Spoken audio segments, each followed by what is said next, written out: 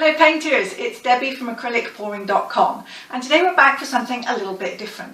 I'm not going to do any painting, any crazy experiments or anything like that. In fact, we're going to talk today about the business of painting and being an artist. There are so many ways that you can make money from your art, and making an original art piece and selling it is only one of those ways. So I'm going to create a little series of informational posts and some screenshot videos and things like that about ways that you can create money from your art other than selling the original painting. So in this one today we're going to have a look at digital downloads. It could be that you want to take a photograph of your painting and then sell the file for that, so that somebody can download the file and either print it on their home computer, or they can take it to a photo lab or a stationery store or something similar to them nearby and get a professional print of that painting, and then they can frame that at home, hang it on their wall, enjoy it however they want to use it. But in order to do that, there are certain things that you have to have in place. I've made a few notes. The first one is obviously a store, somewhere where you can actually reach out to your customers and sell them products. I use Etsy for mine just because it's such a huge marketplace. You don't need to do anything to market Etsy itself. It has a search function, people can search and they can find you. However, of course, it's really competitive. There are lots of other artists on there, lots of people selling handmade crafts and supplies of all sorts. However, it's a nice easy place to start if you don't want to set up your own website. There's also other places like Shopify and several other platforms where you can create your own website, or you can become part of a community of stores. So I'm going to be using Etsy in this example, but pretty much it's going to be the same process whatever storefront you decide to have in order to sell your art. Next, of course, you will need a camera. Now, I know a lot of people who are sharing their art online will quickly take a snap with their cell phone, post it into the Facebook groups, post it on their Facebook page, for example, and it looks great. The reason is when you see digital displays on your screen, on your phone, on your iPad and so on, the resolution of those is actually quite low, around 72 dots per inch. However, when you print, your home printer, even if it's not like a great high quality one, will print at 300 dots per inch. Therefore, the type of images that you take with your cell phone camera may not be good enough. I've worked out, in order to create an image which is around 8 by 10 or letter or A4 size, you need to have a minimum of around 10 to 12 megapixels. A lot of cell phone cameras, mine included, mine is only 3. I know you can get a lot that are 5, 7, 8, which is really good. Some of the really expensive ones will have a camera which is, 13 or even 16 megapixels. If you've got one of those and it takes great pictures, then that's great. If not, then you really will need to use an actual camera. You can get a lot of really great kind of just point and press ones, which are fine, or a digital SLR, and I'm going to put some links to suitable equipment that if you want to take some great pictures of your art, you'll need that. So just bear that in mind. You'll need something which is ideally at least 10 to 12 megapixels in order to create paintings which will be large enough to print at around 8 by 10 or letter size. It's also going to be helpful to have a tripod, because if you're like this, any kind of little shake that you introduce is going to make your finished image a little bit blurry. So set it up on a tripod and make sure you get a really, really crisp, steady image for your work. Then we'll also need some kind of photo editing software. There are so many on the market and I really can't go into all of them. If you want something, kind of top end and you're really like into your graphics and your photography editing, you probably already have something like Photoshop. I use a program on the web called PicMonkey, and I use it to create all of the images and graphics for my website. And PicMonkey is not expensive, it's easy to use, and I'm going to use that in the screen share part to show you how you can manipulate your picture from your camera into the kind of format and size that you need to do for printing. Then of course there's all kinds of apps and software which are free, and if you use any of those for your photo editing, then of course go ahead and do that. We will look at that in the next part of the video, where I'm going to actually switch to my computer screen and show you how I take my completed photograph and put it on the web, put it in my Etsy store and allow people to download it. Last thing I've got on my list, some kind of photo paper. If you are selling an image that you expect your customers to print at around 8 by 10, then it's a really good idea for you to actually test that yourself. So get yourself some 8 by 10 photo paper, print out your finished downloadable image and check that it's going to be good so that your customer will be happy with their end result. So that's pretty much the equipment and things that you need. I'm now going to switch over to our screen share part, and I will show you how to take your picture from your camera into the software and then all the way through into your Etsy store or similar store for someone else to download it, buy it and print it themselves. So welcome to the screenshot section of our video. So maybe you've taken lots and lots of pictures of your artwork. Here's an example of some of the kind of pictures that I take. And now it's time to go through them, review them all and see which is the one that you like the best. I've already saved one over onto my desktop that I want to work on. And I've decided that this is the image that I want to make available to people to download and print at home. So the first thing you need to do is decide what kind of printable size you plan to offer. Even if people wanted to print it as a 4 by 6, it's always best to make it a larger resolution so that people can print in a small size if they want. But if you make it available as a 4 by 6 and then people try to print it larger, of course, then it's going to be grainy and not look very good. So 8.5 by 11 is your typical US letter size. A4 is slightly different, but if you want to offer it as A4 for the European market, I still suggest doing an 8.5 by 11 because that's going to be pretty standard that everyone can use. I'm going to use an 8 by 10, which is a typical kind of picture frame size. So you need to basically multiply your size by 300 because 300 is the dots per inch or the pixels per inch that a typical home printer will use. So 8 times 300, for example, is 2,400. 10 inches is 3,000. So I need to make my image 2,400 by 3,000 in order for it to print nicely as an 8 by 10 in a good resolution on someone's home printer. And this is a page on PicMonkey, just with a little handy reference chart there, and also tells you how to work things out. So I will link to that in my article if you want to find where this one is. So I'm now going to go over to PicMonkey, and again I'll provide a link if you want to use PicMonkey for yourself, and I want to edit an image. So I'm going to click on Edit and then bring up this picture which I've got saved here on my desktop, which is the one that I want to share with people.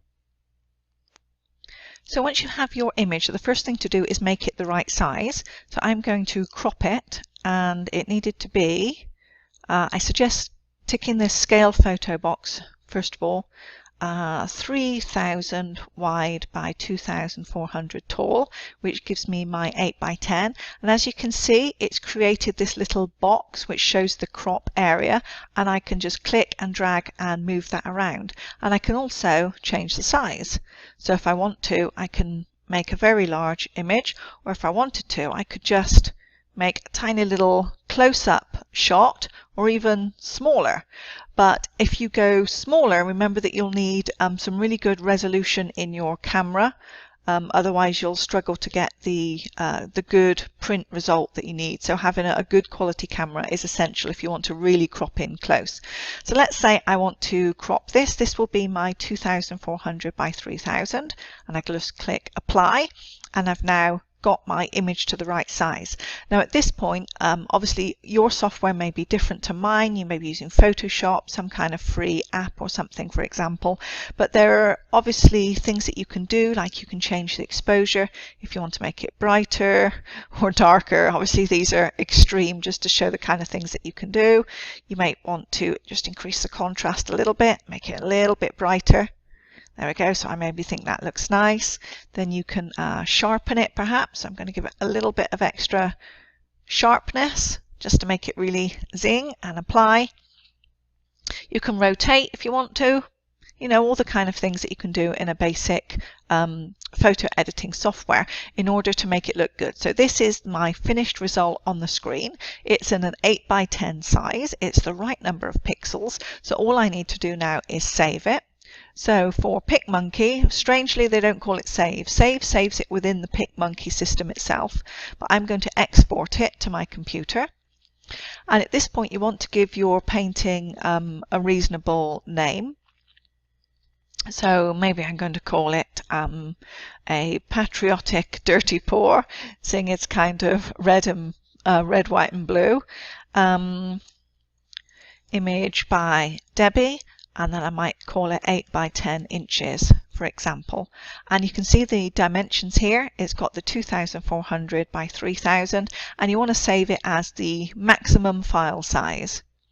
So that's going to change depending on what kind of software that you're using. Here it's shown high resolution, it's shown.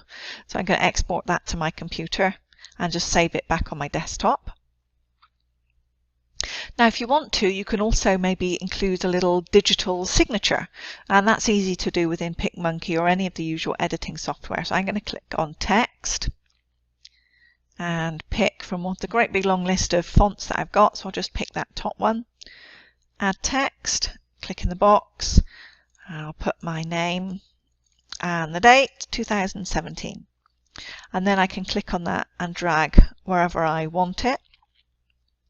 So I'm going to put it discreetly down here, and of course I can change the size just by dragging it down in a bit smaller so that it doesn't overtake the image. And of course I can also change the color of it if you wanted various other colors, and you can see it changing down on the screen.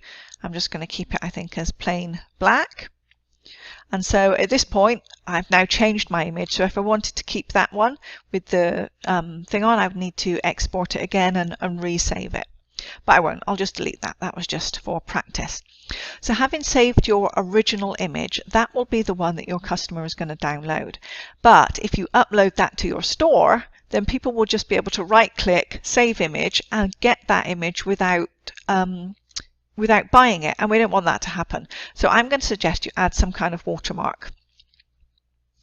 So I'm going to put sample image at low resolution here, right across the center, and make it big, and then just make it maybe in white and fade it out slightly. Do you think white looks good? And then I can duplicate and put that down there too. So, you can put some kind of watermarking or something on your image, because what you don't want is people to just be able to right click and take it without having made any payment if your intention is to sell your image. So you can have something like that there, or you can make it in black, for example, if you prefer something like that. And then I'm going to re-export it and save it again. And this time I'm going to save it as a low resolution image. So I'm going to change it to Roger. This is the lowest possible resolution, and I might also maybe make it a smaller size. Make it maybe 1000, oops, there we are, by 800, and call it low res with watermark. And I'm also going to save that to my desktop. So now I've got two examples, the one which is the download and the one which is the sample image. So now I'm here in my Etsy store and I'm logged in as me, so that I get admin access to my Etsy store. The process will be slightly different if you're using your own website or Shopify or some of these other options, but pretty much it's going to be the same kind of process. So I'm going to go into my shop manager, and I need to set up a new listing in order to sell my items. So I add a new listing, and here is where I add a photograph. So I'm going to click here, and I want to upload this one, our low res with watermark. This is the one that I want people to be able to see, but not the one that I want them to be able to download. So this is just going to be the sample image. Okay, so that's loaded up here. And if you want to, if your image isn't quite centered, you can adjust your thumbnail just here, so you can zoom in, zoom out, drag it about and so on. But mine is fine as it is. It's already a good size. Now on Etsy, for example, and some of the others, you have plenty of space to put lots more images. So if you wanted to, you could create more images with maybe a little close-up of certain sections that you really like and put those in as extra images and just mark them as a close-up or a macro shot. So now I need to give it a title. So I've called it Carousel 8x10" digital image, and we can fill out all of this other information, which I'm just going to quickly go through and do. So I've completed all of this information, and the next one I come to is type, and we have two options, physical or digital. A digital file that buyers will download. So yes, that definitely applies to this one, so I'm going to click digital. And then in here I've got the description, and we just read out the description for you. Carousel is a digital image of one of my favourite paintings for you to print and hang yourself. The image prints at 8x10 inches at 300 dpi resolution and is 2400 pixels tall by 3000 pixels wide. Suitable for home printing or for taking a photo lab, stationery store, etc. This image includes a watermark for display only. Your image download will be high resolution without the watermark. I recommend printing this image on a good quality glossy photo paper. And then just important here, so that people really do understand that they're getting a digital image, please note this is a digital download file only. Please download after purchasing. You will not receive any physical item in the mail for this listing. So as we scroll further down, I've got sections in my store here with various things in. I've already got one for digital downloads, but you might want to include one for digital downloads or print your own, something like that. And then you can put various tags which are going to help with the search, so that when people are searching for something, they can find it in here. So I'll add in a few tags which just describes my picture. And now when we get down to the bottom, there's a place for your digital files. This only appears if you do set it as a digital item. So now you can click here to upload the file. Pick the high resolution one that you made just here. And we'll open, and that's going to upload that. So my file is now uploaded, so I'm going to preview my listing and see what it looks like. Oh, I seem to have forgotten to fill something in. Let me go back. I forgot to fill in my size. Okay, now let's preview. So here's a preview of the listing in my store, and as you can see, it shows now that it's an instant download. You can see the image, and I've got the watermark over the front. So if somebody was to right click and save image as, they would now get the one with the watermark rather than the full res one, which obviously we don't want people to just take without buying them. And you can see the information down here about the image. So at this point, I would encourage you to just print out your high-res image that you've saved on your own printer and your own photo paper, and just make sure that you're really happy with it, because you want to make sure that you're going to get good results, so that your customer is going to get good results if they buy. And once you're happy, hit publish, and this is now going to appear in your store. And here it is now live in my Etsy store, and I'll provide a link if you want to go over and just take a look at that in the store and just see exactly how I've set it up and the wording that I've used, for example, and just in case that's helpful for you. So I'm just going to leave that in the store for you. So in terms of processing your sales for your digital items with Etsy, and probably with most of the others, it's really simple. Basically, someone will go in, they will add your product to their cart and buy it, and when they check out, they'll be have the opportunity to download that full res image and print it themselves. And in fact, all that will happen from your end is you will get a notification that there's been a sale. You don't need to send them a file, you don't need to do anything at all. The sale just goes through, you get your money, and everyone is happy. So it's a great way as an artist to do a piece of art once, make it available as a digital image, and make it available to your customers who can buy it multiple times, and you have to do no work at all except hopefully just count the money as the sales come in. So I hope that has been useful for you. In the next one that I have planned, again I'm going to do an example with an Etsy store, but this time for creating a print and maybe a framed print that you will get a third-party company to print it, frame it and send it direct to your customer. And again, there will be no work for you to do. Everything happens automatically. Your customer gets their professionally printed image in the mail and you just count the money. So I hope that video has been useful for you, and if there's anything else about the making money as an artist, or ways that you can work online with your digital images to put them on products, for example, just let me know and I will be happy to make some videos more on this subject if it will be useful to you. Thanks very much for watching, and I'll see you in a future painting video very soon.